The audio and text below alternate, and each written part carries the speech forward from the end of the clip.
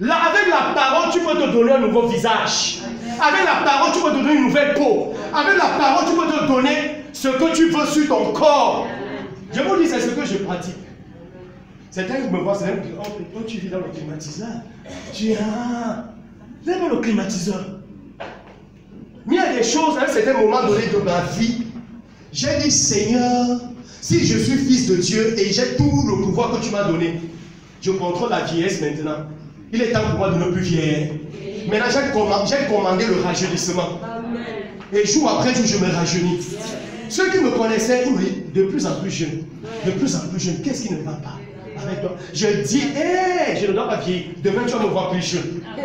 Parce que je l'ai comment? Je me suis emparé de cette vérité dans les Écritures. J'ai fait de cela mienne. C'est dans les Écritures. Donc, comme on dit, l'espérance de vie, même dans la Bible, c'est écrit. L'espérance de vie, c'est entre 70 et 80 ans. J'ai dit, tu dis ça, tu ne connais pas les écrits. Qui a dit que l'espérance de vie, c'est entre 70 et 80 ans? C'est Moïse. Et dans quelles circonstances? Au désert. Le peuple d'Israël était dans la désobéissance. Ils étaient sous le poids du jugement de Dieu. C'est pourquoi Moïse a déclaré vraiment, l'espérance est devenue comme ceci. Mais le même Moïse est mort à quel âge? À 120 ans. Et il est écrit dans les Écritures, sa vue ne s'est pas diminuée, même sa vigueur. Il avait le contrôle. Josué a dit la même chose. Je suis à 85 ans. Il a déclaré, je suis autant fort à 85 ans, comme si j'avais 40 ans. Caleb, merci. Comme si j'avais 45 ans. Sa vigueur n'avait pas diminué. Mais toi, tu sais déjà que quand tu nais, on t'accouche vers 50 ans. Moi, je croyais qu'avant, on peut avoir une grand-mère marcher sur ses deux pieds. Tous les grands-mères que j'ai vus dans ma part de vie, c'était comme ça. Avec le bâton. Donc, ils savaient déjà qu'à un certain âge, tout le monde doit s'abaisser et commencer à faire comme ça. Mais c'est que je n'ai pas encore entré en contact avec celui-ci. Et c'est comme ça que les gens Pourtant, tu devais choisir, si tu veux, de te rajeunir. Tu le fais avec le même principe. Tu prends la vérité, tu mets dans ton cœur, tu la parles jusqu'à ce que ça devienne tien. Donc quand tu restes ceci, tu sens littéralement le rajeunissement. Quand je parle à des personnes, je leur dis, je n'ai pas réussi dans la vie, je suis le succès de la vie. Yes. Je suis le... Donc si tu cherches le succès, me voici.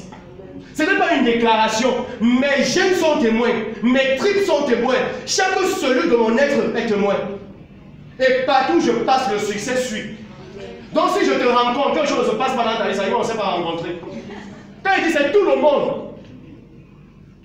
Ma femme est témoin.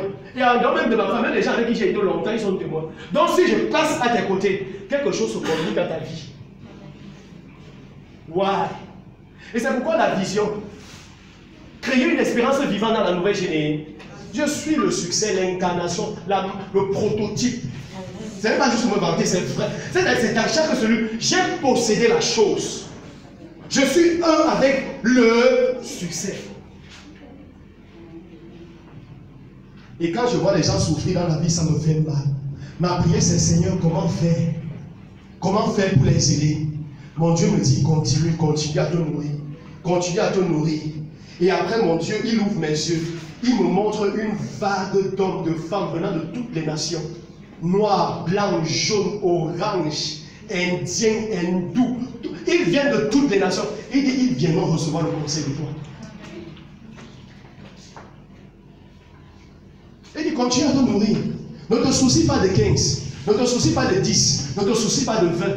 Nous avons fait des séminaires avec des salles hyper et immensement pleines. Il m'a dit, cache-toi. L'heure est au cachement. Il y a le mot cachement? Non. Il dit, l'heure, c'est l'heure de se cacher. Donc, il est l'heure de te cacher. Pour que je me révèle glorieusement dans ton intérieur. Parce que les nations, je les ai commandées de venir à toi. C'est pourquoi nous ne sommes pas pressés. On reste là. Et chaque jour, je vois mon Seigneur. Je parle avec mon Seigneur. Je continue à dire les mêmes choses qu'il me dit ici.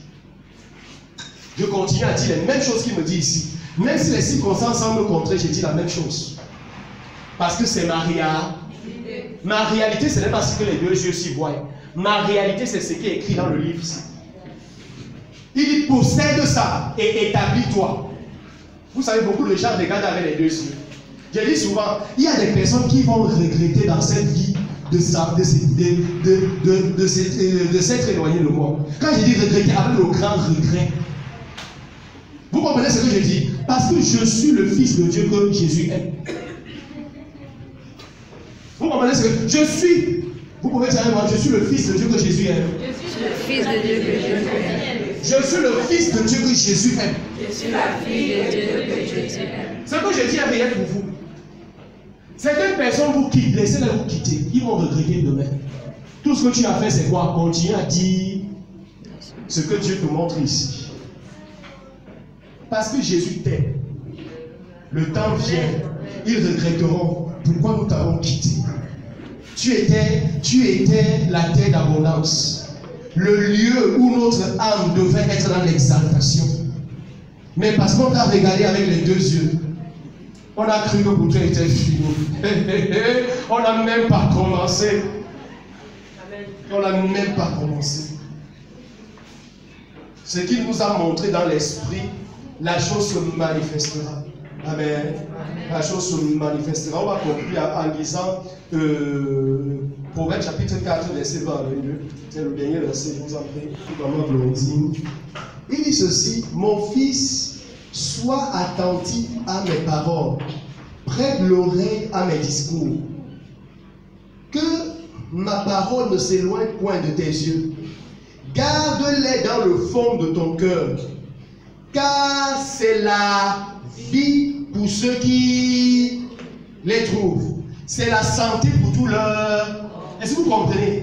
Il dit, si tu prends la parole, et si tu la possèdes et tu t'y établis, cette parole devient ta vie.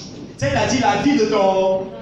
C'est-à-dire, quand tu as pris possession et que tu t'es établi, la parole elle devient quoi? Ta vie. La vie dans ton. Donc quand on regarde ton âme, c'est uniquement la parole qui est à l'intérieur. La parole qui est à l'intérieur devient la vie de ton.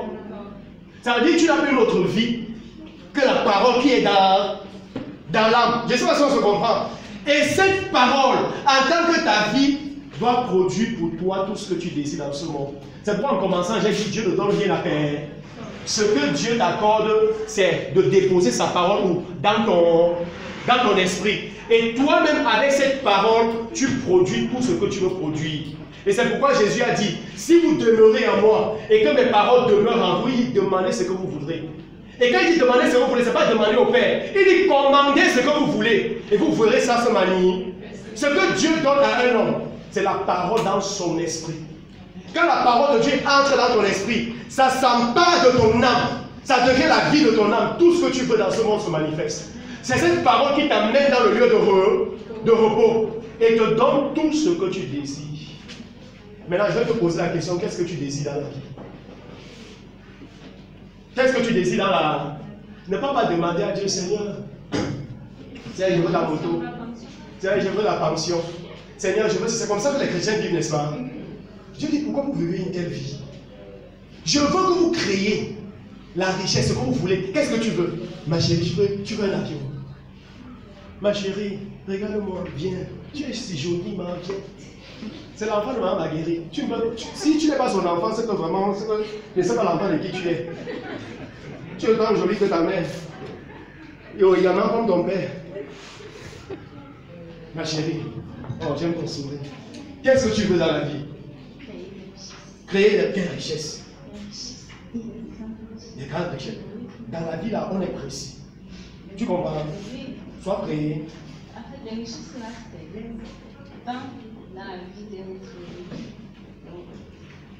Qu'il soit capable de savoir qu'il est aussi capable de créer des richesses. Oh là là, je t'aime. Amen.